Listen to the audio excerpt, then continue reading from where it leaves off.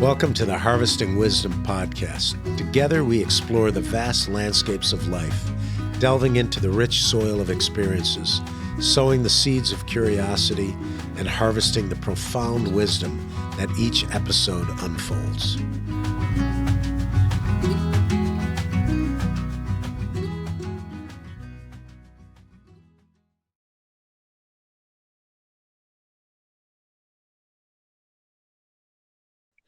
Hello, and welcome to another episode of the Harvesting Wisdom podcast.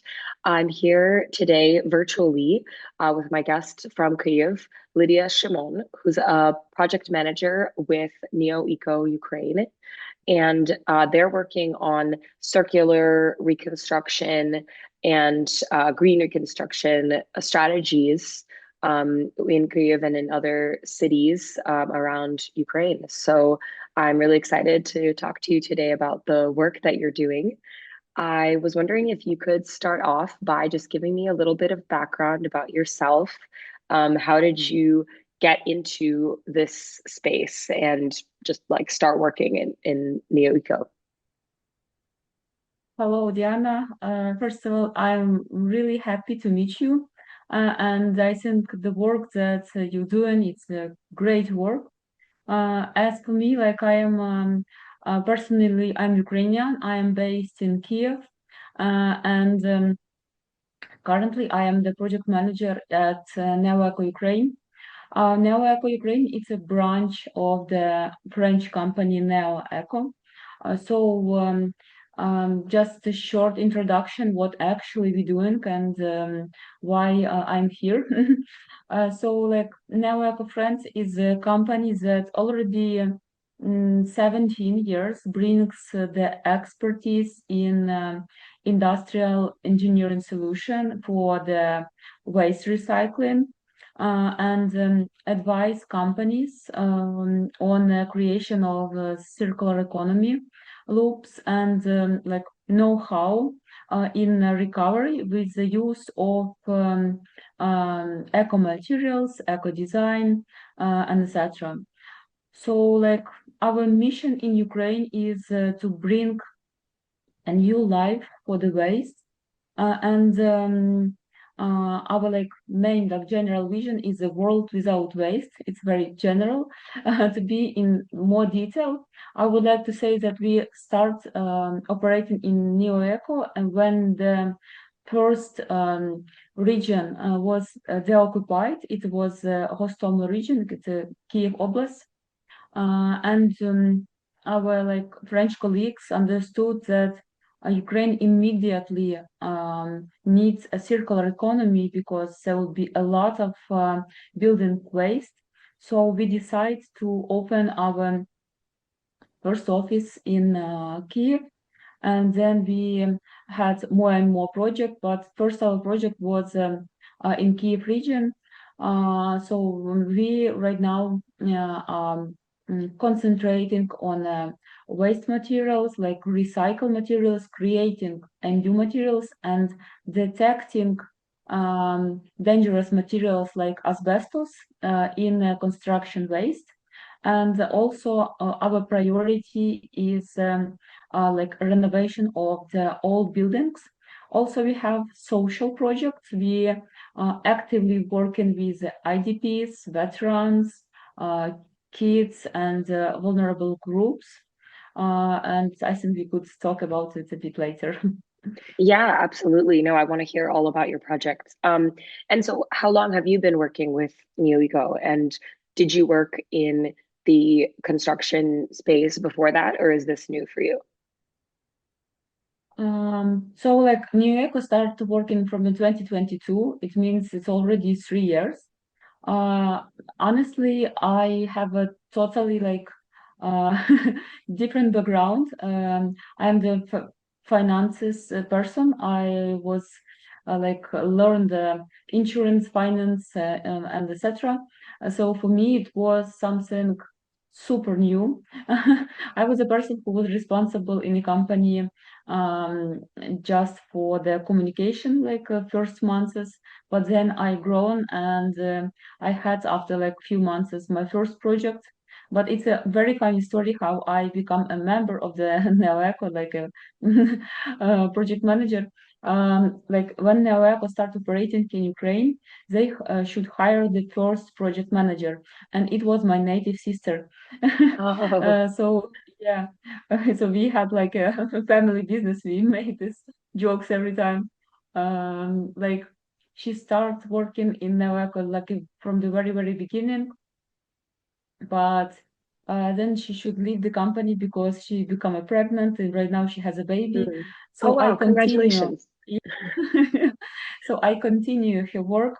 For us was super important, to have this social mission because we was every time thinking how we could help and support people. We honestly was thinking to work in some like charity organization or something. And when the war began, we understood that just a charity would not be enough. We would like to help for our environment because we saw how much debris we had, especially in Kyiv region after the Russian attack. And we saw that people just don't know how to deal with them, and they just don't know how to um, that the waste could be not a problem, that sometimes waste could be a new materials. So for us it was like social mission, and also our priority was to help people. We are very like we are people who could easily find the keys how to speak with the armadas, a lot like a numerous of the people. And for us it was like a challenge to approve that circular economy could exist. This is not like a rocket science, and it could exist in Ukraine. And we learned a lot from the French engineers. They shared with us their huge experience because Neoeco France has like significant project like Port Beirut, Olympic Games, like French metropolitan. So we like move some knowledge from France to Ukraine. We share this knowledge. So for us, it was also possibility to know a bit more about European standards, and that we could actually implement in Ukraine. Hmm.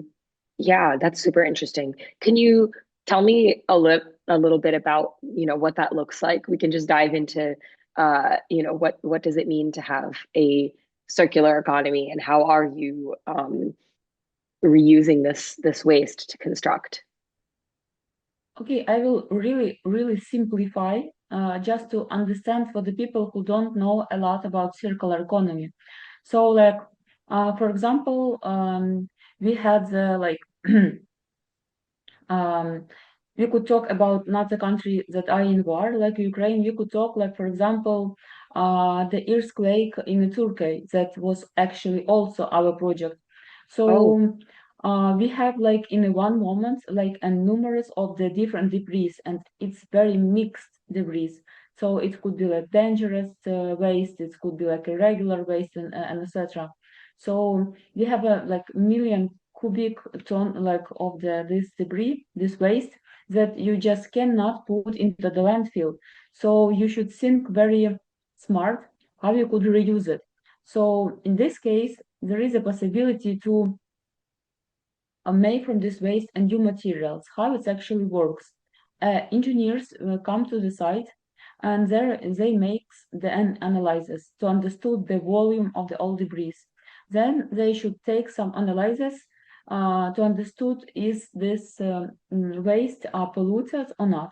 After this, become like a started works on the site. It means that you should bring the heavy technique, sort all materials with the heavy technique, and also sometimes some volunteers like IDPs, maybe sometimes um, veterans could help you to do this if it's safety. And you should sort it all materials. Then when you will have some like concrete materials, for example, you could crush it and make from these materials a new a new material that you could put with the cement and make a new concrete. So you avoid some logistic, because in the one place you could create the new like base for the concrete. It really depends from the situation, because it's not every time like this in Ukraine, because waste is really, really different. For example, after the earthquake, you have just a regular waste, and after the attack or like a rocket attack, you have burned waste that's actually very hard to like identify, and so it's very polluted. So you should be very careful. And also you could have the like mined land and etc. So there is a lot of steps that should be a lot of like preparation before you will go on the site.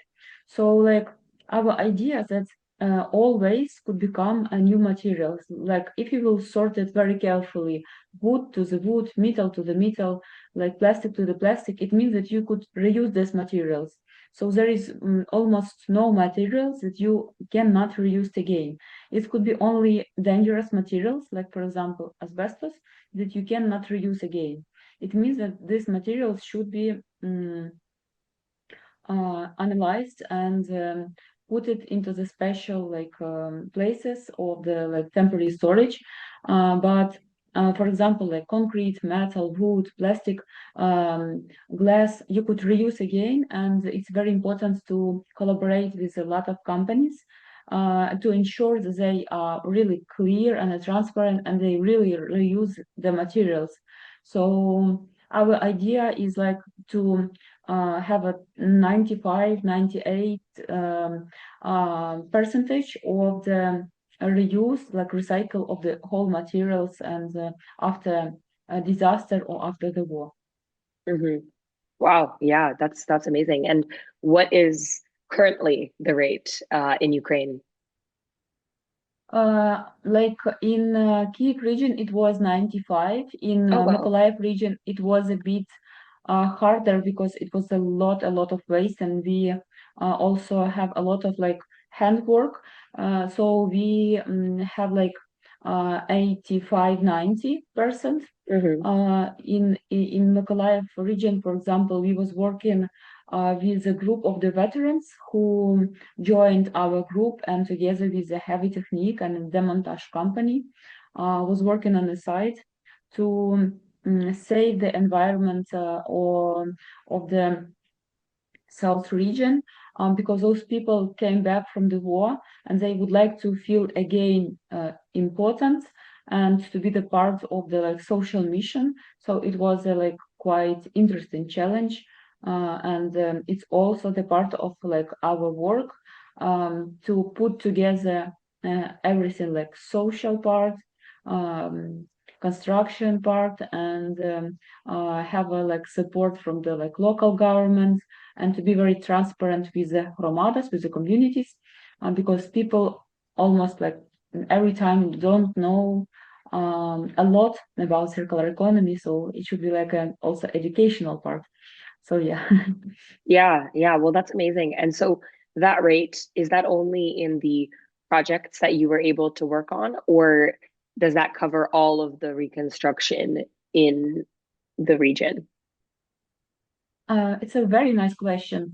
Honestly, we truly believe that it's in Ukraine it's possible to achieve 90-95% almost everywhere, but we should be very carefully, because if some damages was too much polluted by dangerous materials, we cannot like reuse it, and it should be for sure like put it into the temporary storage, like in dangerous materials. But almost like the main part of the debris is possible to reuse. Right. So what has been the response from the government, or like it's the military administration that's in charge of the reconstruction technically, right? And like the cleanup. What has been the response from them when you've come in and said, we want to do this? Are they receptive? Are they kind of skeptical?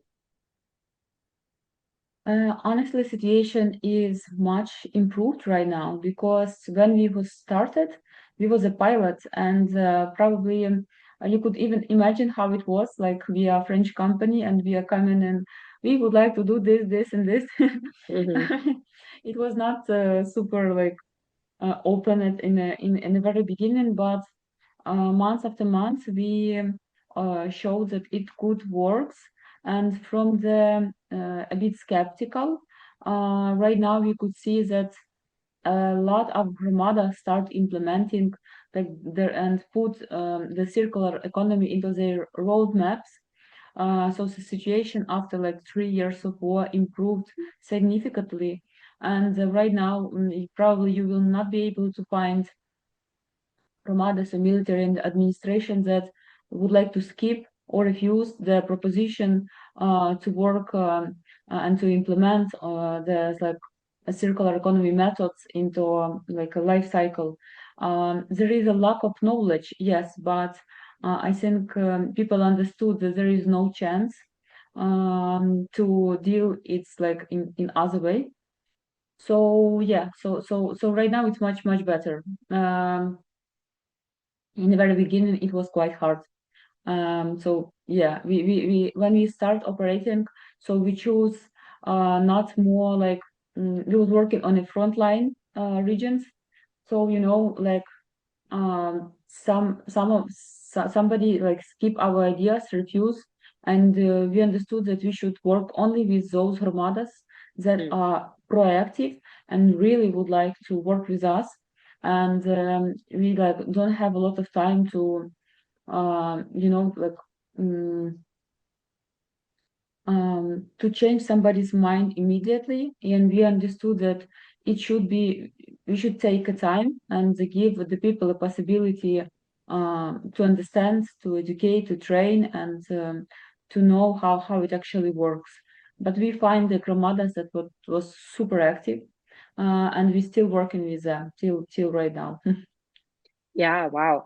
What do you think makes a Gramada more likely to be interested in these techniques? Like, why are some of them proactive and others are not?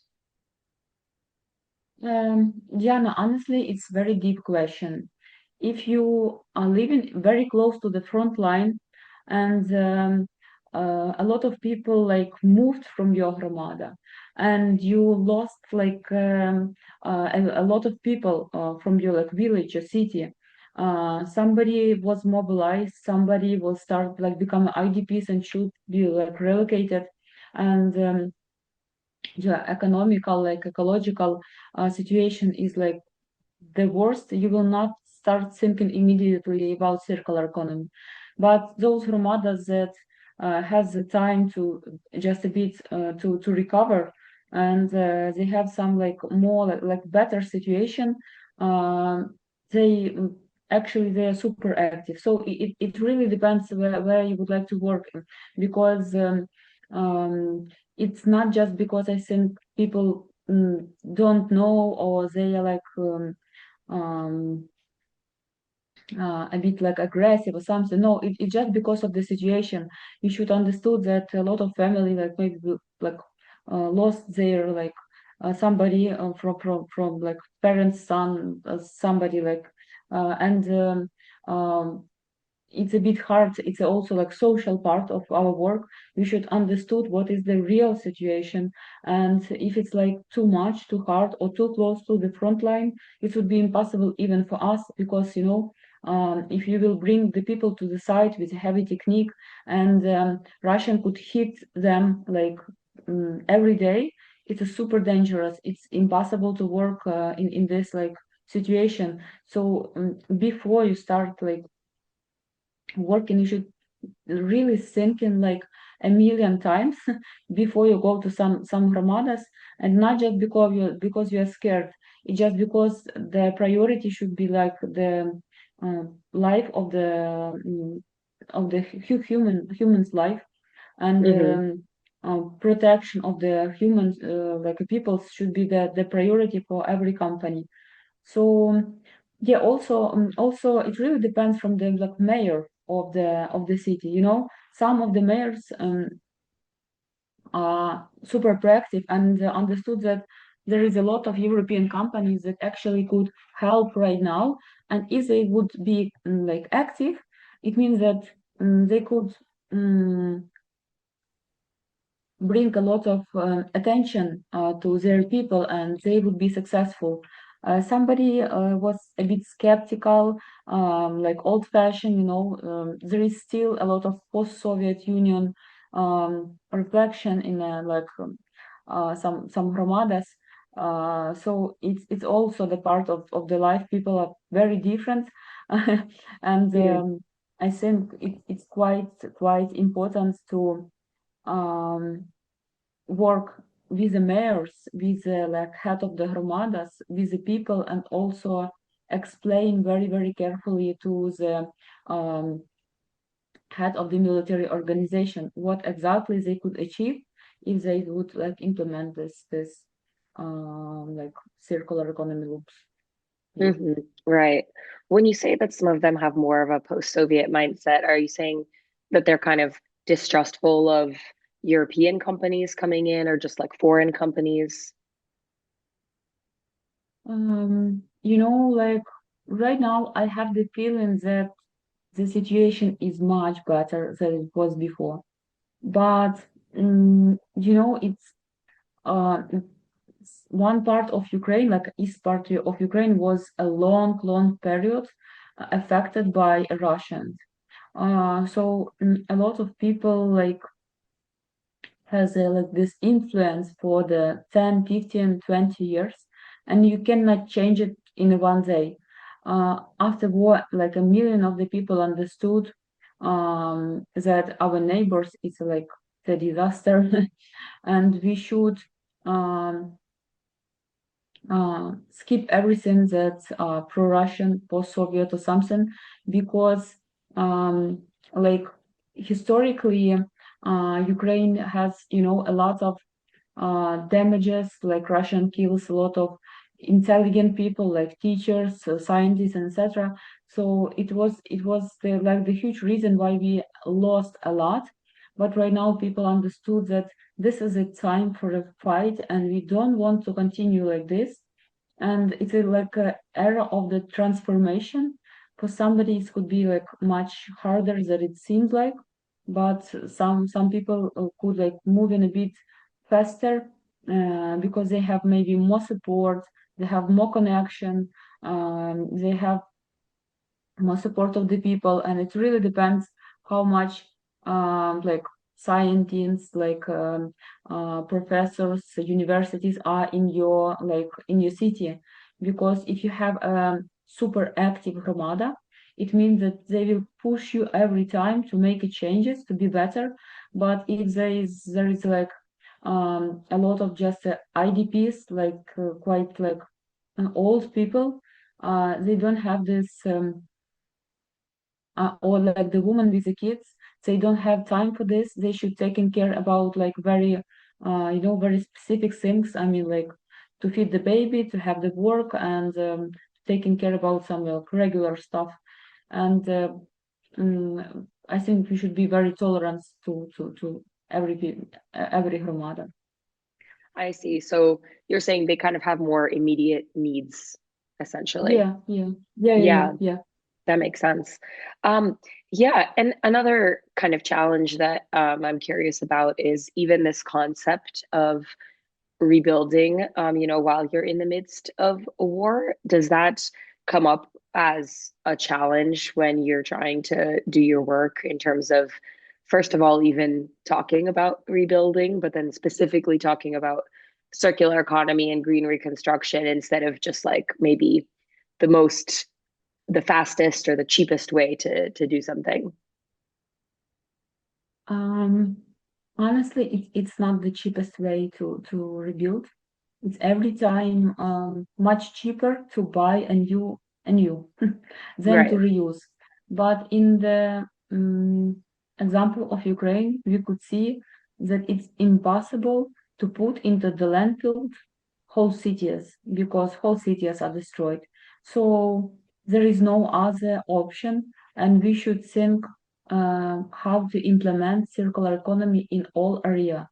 in architecture, in engineering, in art, in everything that we can, and to educate like a math, like a language, like a something ecology for the very young generation. It's something that should be done in 100% because we just don't have other option. Yeah. Yeah. So I guess that's my question is like, do you have people who are pushing back against that and saying like, no, we should just rebuild the cheapest way, the fastest way, like that should be our focus? I think it's more not just because they don't want to, it's just because sometimes Ukrainian legislation stops them. There is a lot of like rules are really holding the process, and honestly, there is like all this, like for example, producers that makes just a regular um, materials. For them, it's like huge one business, and they are maybe like a monopolist, and it's very hard to explain them why we should do this. Um, so like it's a very complex question. From the one side, it should be something that should be regulated by the government, and we should have some, I think, maybe government will have some benefits for the production and some strict rules. Why do they need to product like more eco materials? I think it could help because if you don't have any benefits, just obliged to, it's so hard to change everything. So it should be very like complex, production understood the benefits and do their best. Government makes like strict rules and like for example in France you obliged to reuse probably 70 or 80% of the all the waste.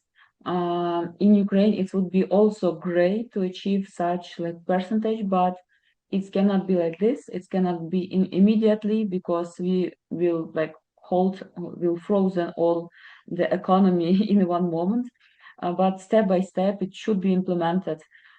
So like for example, like 20%, 25, like start from the like minimum and to improve the situation year by year. Hmm. Right. So currently that kind of legislation doesn't exist. Mm, I think we had a bit of improvement. For example, in 2022, I think we have a new legislation about asbestos, that it's Hmm. dangerous, we cannot use it. We also have a new norms that make a more strict law about the safety of the people. We have a new law about shelters for the schools and etc. So it is some progress, but we should continue and not stop. We should like take the best practices from the Europe and implement it in our country. Right. Yeah. Yeah. And can you provide just a couple of examples of your projects that, it kind of demonstrate these principles best? And like, what is the status of them now? Um, like uh, probably I will start from the Mykolaiv plant, a clean cement. This is the project where we, as I said, the pilot project, we reused, uh, um, not reused, we collect the building waste, demontage the building, collect the waste, sort it, and put it on a site. And right now, from this, like, materials crushed and prepared, we will use it into the new concrete. So it will be a new like eco concrete that will product like concrete that avoid a CO2 emission. Another one project how you could implement like European vision in Ukraine. It's a renovation of the building in Nizhyn, Chernihiv Oblast. So a lot of the building, probably 70-80% in Ukraine is post-Soviet panelka. It's very cold. So right now we have the live project named Steplo that actually brings the European knowledge from the Estonia how to implement and modernize building in Ukraine with the panels, and these panels could improve the facade. It makes like more beautiful, and it also insulate the building, so we could achieve a bit like for the 30-40% the higher percent of energy efficiency of those buildings. Also, we had right now a project of the renovation and the revitalization the school and a shelter in Mykolaiv region. So we will rebuild the new school and the new shelter with the support of the Litva donors. So what else? Like in Kryvyi Rih, we have a very significant project. So like Neoeco become an agent for Ponta Muson Saint-Gobain. So like with our help, it could improve the situation with drinking water in Kryvyi Rih. Also, we right now launch the new asbestos laboratory that will detect asbestos in building waste. So currently, we bought the part of the microscope. We have the building. We right now doing a renovation of this building. We have 50% of the budget from the space development. And actually, right now we are concentrating on the training our people from Ukraine in some probably in France to achieve the highest standards and to make sure that people have this we work on the European norms in Ukraine. And also we have like some social project, but I think it's not like a topic of today conversation. But yeah, we concentrate also in a project with the IDPs and in the kids, just to raise all opinions, like to have the input from the Hromadas to our project. Great, thank you. And just before our time runs out officially, just want to ask if there's anything that you want people to know about how they can help or participate, or just anything that you think people should know about what you're doing. Like if the people feel that they honestly have some knowledge in asbestos detecting, in some European norm and standards, how to improve the situation in Ukraine, for example, with dangerous materials, or they know how to renovate the buildings, how to deal with like eco materials, for example, hemp and straw, wood, how we could build with these materials. And because we have the very strict rules in Ukraine, and we cannot just use it like for the main like buildings. Like for the private is okay, but for the public it's like not possible. So if there is some like advices or consultants in this topic, like building materials, eco materials, dangerous materials, and detecting asbestos, we would appreciate any help, and we would like to discuss this topic with somebody who would like to become our partners or consultants or something. So we are really open for any discussion. And I think like we could, if possible, share some like presentation or something about what we are actually doing, and share our like emails, because we have a huge team. We have the representative in France and also in Ukraine, and one representative in Spain if needed. But in general, we have the office in Lviv, and we have the office in Mykolaiv. So like if somebody would like to meet us offline, like in a person, we would be happy to. Great. Yes. Thank you so much, Lydia. It's been wonderful talking to you. And thank you to everyone listening. This has been another episode of Harvesting Wisdom.